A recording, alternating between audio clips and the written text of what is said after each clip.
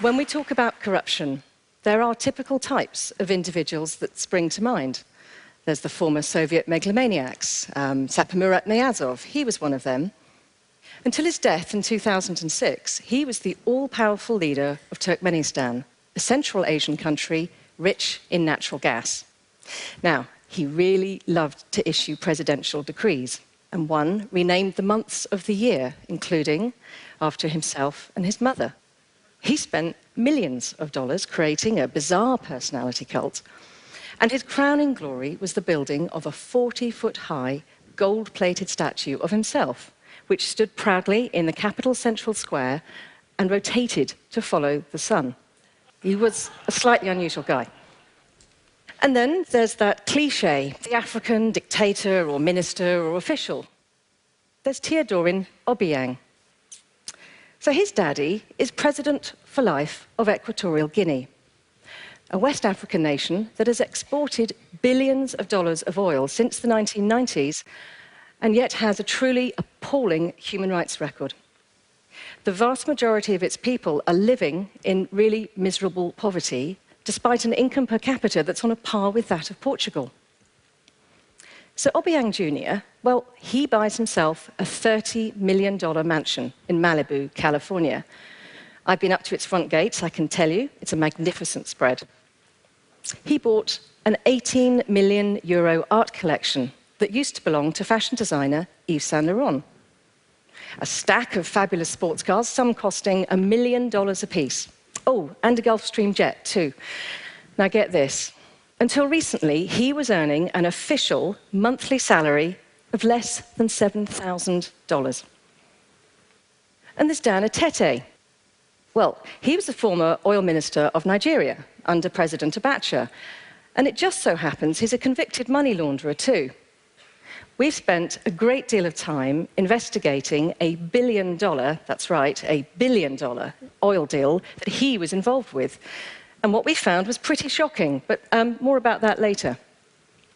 So it's easy to think that corruption happens somewhere kind of over there, carried out by a bunch of greedy despots and individuals up to no good in countries that we personally may know very little about and feel really unconnected to and unaffected by what might be going on. But does it just happen over there? Well, at 22, I was very lucky. My first job out of university was investigating the illegal trade in African ivory. And that's how my relationship with corruption really began.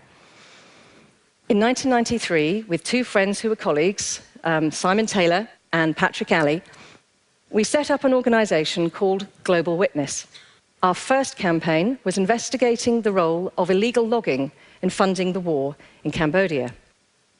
So a few years later, and it's now 1997, and I'm in Angola, undercover, investigating blood diamonds.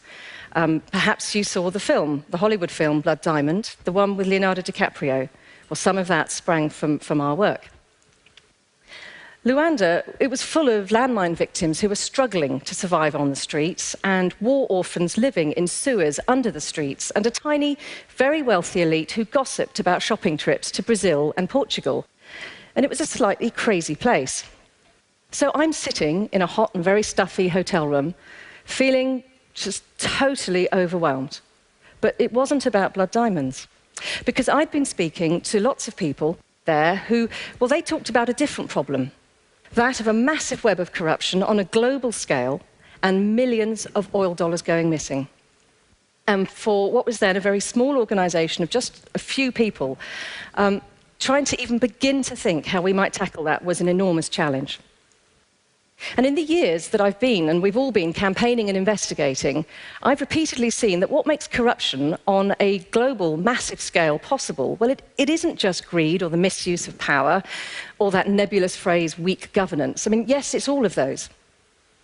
But corruption, it's made possible by the actions of global facilitators. So let's go back to some of those people I talked about earlier. Now, they're all people we've investigated, and they're all people who couldn't do what they do alone. Take Obiang Jr. Well, he didn't end up with high-end art and luxury houses without help. He did business with global banks. A bank in Paris held accounts of companies controlled by him, one of which was used to buy the art. And American banks, well, they funneled $73 million into the States, some of which was used to buy that Californian mansion. And he didn't do all this in his own name either. He used shell companies. He used one to buy the property and another, which was in somebody else's name, to pay the huge bills it cost to run the place. And then there's Dan Atete. Well, when he was oil minister, he awarded an oil block now worth over $1 billion to a company that, guess what? Yeah, he was the hidden owner of. Now, it was then, much later, traded on with the kind assistance of the Nigerian government, I have to be careful what I say here, to subsidiaries of Shell and the Italian Eni, two of the biggest oil companies around. So the reality is that the engine of corruption, well, it exists far beyond the shores of countries like Equatorial Guinea or Nigeria or Turkmenistan. This engine, well, it's driven by our international banking system, by the problem of anonymous shell companies, and by the secrecy that we have afforded big oil, gas, and mining operations. And, most of all, by the failure of our politicians to back up their rhetoric and do something really meaningful and systemic to tackle this stuff. Now, let's take the banks first. Well, it's not going to come as any surprise for me to tell you that banks accept dirty money. But they prioritize their profits in other destructive ways too. For example, in Sarawak, Malaysia. Now, this region, it has just 5% of its forests left intact. 5%. So how did that happen? Well, because an elite and its facilitators have been making millions of dollars from supporting logging on an industrial scale for many years. So we sent an undercover investigator in to secretly film meetings with members of the ruling elite. And the resulting footage, well, it made some people very angry, and you can see that on YouTube. But it proved what we had long suspected, because it showed how the state's chief minister, despite his later denials, used his control over land and forest licenses to enrich himself and his family. And HSBC, well, we know that HSBC bankrolled the region's largest logging companies that were responsible for some of that destruction in Sarawak and elsewhere. The bank violated its own sustainability policies in the process, but it earned around $130 million. Now, shortly after our expose, very shortly after our expose, earlier this year, the bank announced a policy review on this. And, well, is this progress? Maybe, but we're going to be keeping a very close eye on that case. And then there's the problem of anonymous shell companies. Well, we've all heard about what they are, I think, and we all know they're used quite a bit by people and companies who are trying to avoid paying their proper dues to society, also known as taxes. But what doesn't usually come to light is how shell companies are used to steal huge sums of money, transformational sums of money from poor countries. In virtually every case of corruption that we've investigated, shell companies have appeared. And sometimes it's been impossible to find out who was really involved in the deal. A recent study by the World Bank looked at 200 cases of corruption. It found that over 70% of those cases had used anonymous shell companies, totaling almost $56 billion. Now, many of these companies were in America and the United Kingdom, its overseas territories and crown dependencies. And so it's not just an offshore problem, it's an onshore one too. You see, shell companies, they're central to the secret deals which may benefit wealthy elites rather than ordinary citizens. One striking recent case that we've investigated is how the government in the Democratic Republic of Congo sold off a series of valuable state-owned mining assets to shell companies in the British Virgin Islands. So we spoke to sources in country, trawled through company documents and other information, trying to piece together a really true picture of the deal. And we were alarmed to find that these shell companies had quickly flipped many of the assets on for huge profits to major international mining companies listed in London.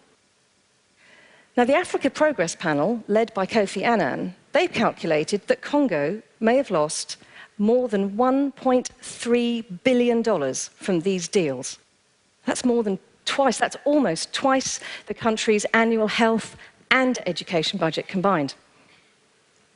And will the people of Congo, will they ever get their money back? Well, the answer to that question, and who was really involved and what really happened, well, that's going to probably remain locked away in the secretive company registries of the British Virgin Islands and elsewhere, unless we all do something about it.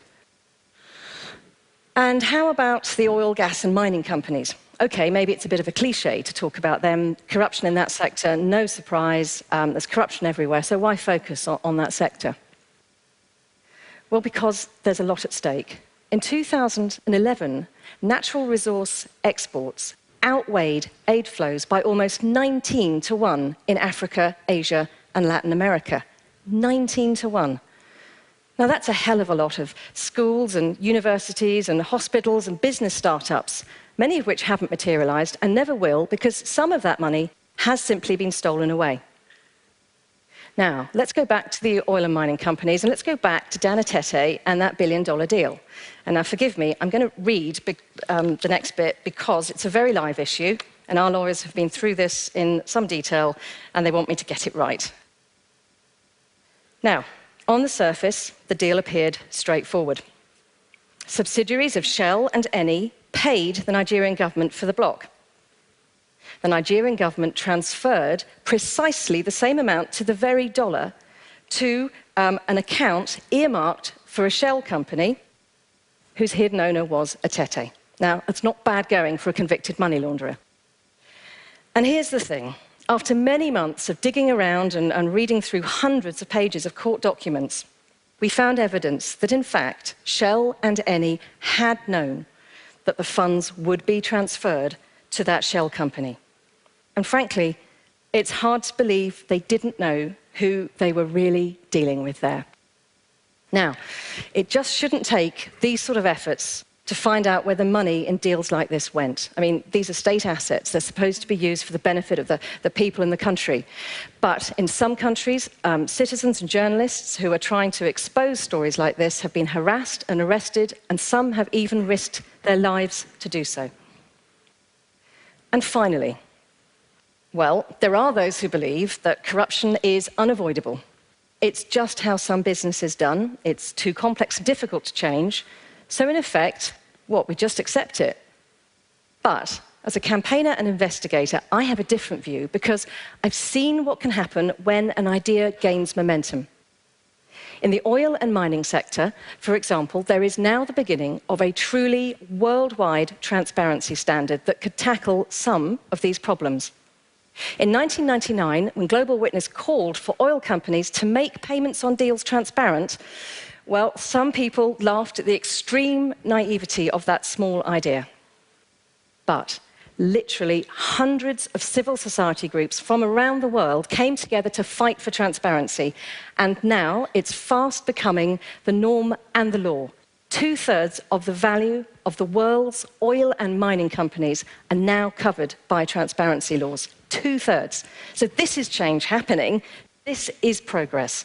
But we're not there yet by far, because it really isn't about corruption somewhere over there, is it? In a globalized world, corruption is a truly globalized business, and one that needs global solutions supported and pushed by us all as global citizens, right here. Thank you. Oh.